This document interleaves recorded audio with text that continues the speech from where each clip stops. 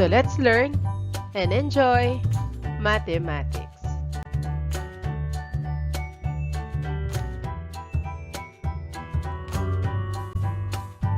Our lesson is describe rotations in the Cartesian plane using coordinates. Transformation, shapes in motion, patterns in the world. Last time, we discussed translation and reflection. Translation, a shape slide in a straight line without turning. So, nag-slide lang siya, but then yung figure niya, hindi nagbabago yung size. Reflection, a shape flips over a line like a mirror. So, nagmi-mirror yung figure, katulad na makita dito, a shape flips over a line like a mirror. While the rotation, a shape turns around a fixed point or a center. So the definition for the rotation, it is a change that turns every point of a pre-image through a specified angle and direction about a fixed point called the center of rotation. Example of rotation, that is Ferris wheel spinning, pizza slice turning around the center, the clock handle rotating, that is clockwise, galaxy's spiral, pinwheel spin, and the compass needle turns. Again, what is a rotation? Rotation turn figures around a point. Rotation, that is turning a figure. In a rotation line, we have the 90-degree counterclockwise. So the rule, if that is x and y, x become negative y and y become x. So let us see to the next example.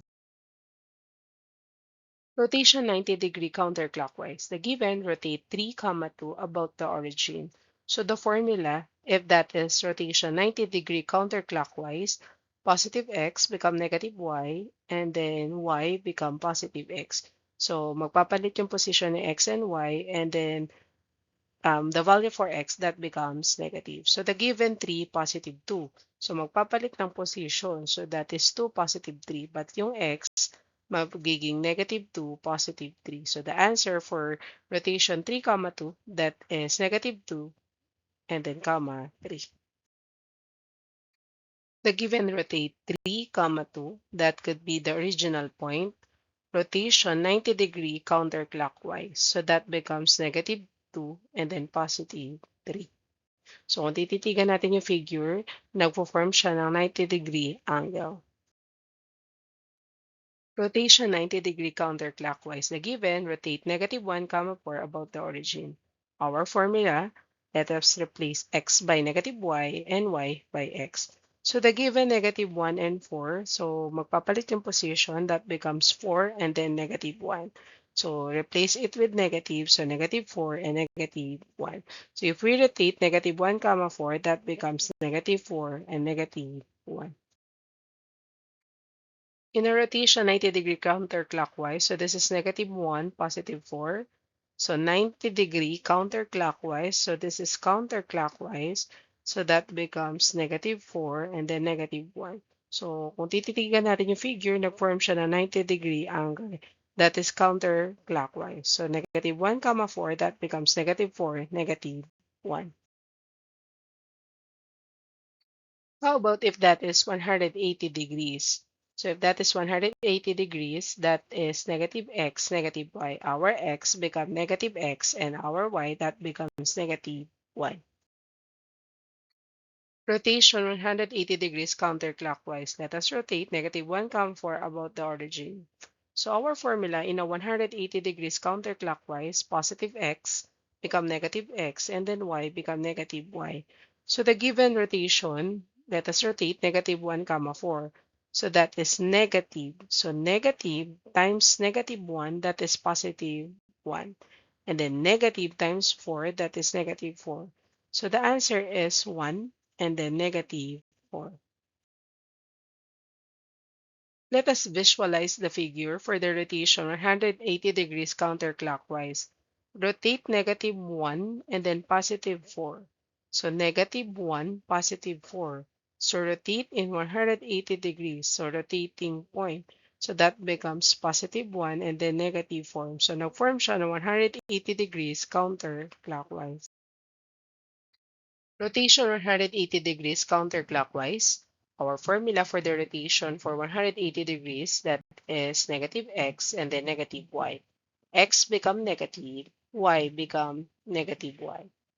The vertices of the quadrilaterals, we have negative 6 and then positive 2, 1, positive 4, 3, 0, walang movement, and then negative 1, negative 2.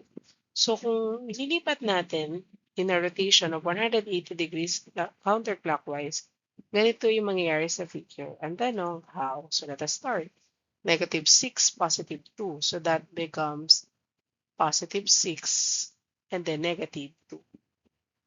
1, positive 4. So 1, positive 4, that is negative 1, negative 4. So negative 1, negative 4. 3, 0. So that is 3, 0. That is negative 3, 0. And then the last one, negative 1, negative 2. So negative 1, negative 2. So that becomes positive 1 and then 2. So the rotation using this formula, negative x and negative y. In a 90-degree counterclockwise, nagpapalit yung position ni x and y, and then x become negative y. While in 180-degree, copy x, copy y, but change the sign. How about if that is 270 degrees counterclockwise? If that is 270 degrees, x become y, and then y become negative x. It is also the same with 90 degrees clockwise. If that is 90 degrees clockwise, same formula, y negative x. Rotation 270 degrees counterclockwise, let us rotate negative 1, 4 about the origin. Our formula, x and y, x become y, and then y become negative x. If the given negative 1 and 4, so magpapalit yung position, kung nagpalit, 4 and negative 1. But then the value for y, that becomes negative times negative 1. So that is 4 and then positive 1. The original point, that is negative 1, 4.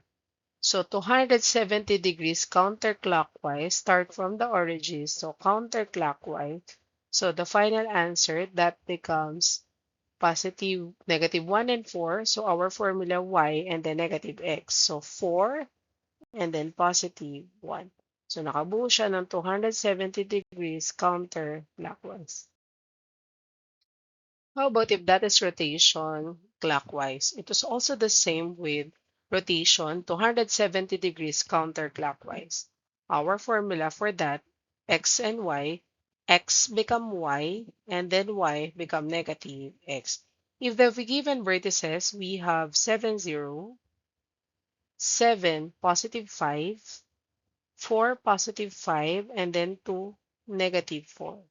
To be able to identify the next vertices, x become y and y become negative x. So, magiging ganito yung figure to rotate in a 90-degree counterclockwise. So, paano nangyari yun? If that is 7, 0, based on the formula, x become y, y become negative x. So, 7, 0, that becomes 0, and then negative 7.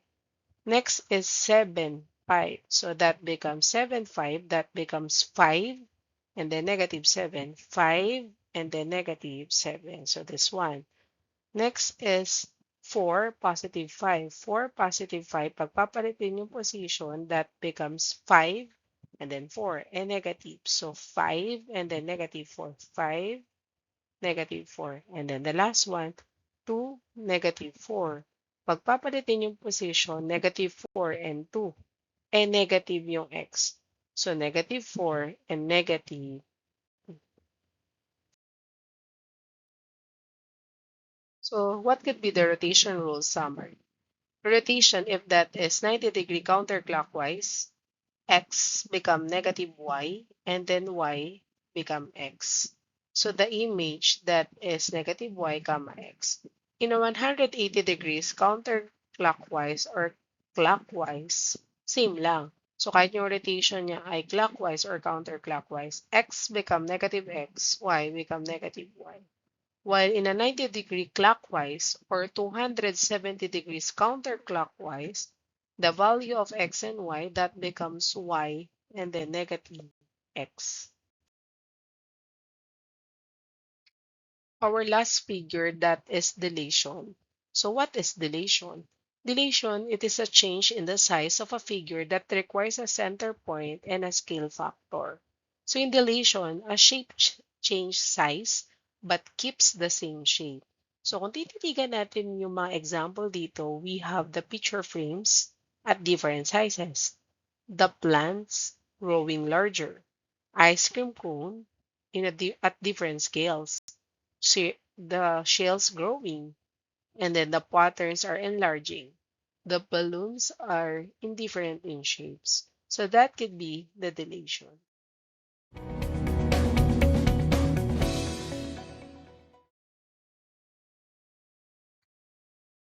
Instruction. Rotate the following figure. Provide your answers in the comment section.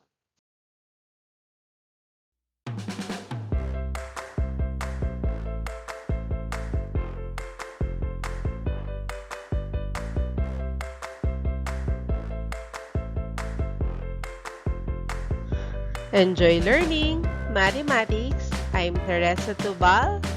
Thank you so much.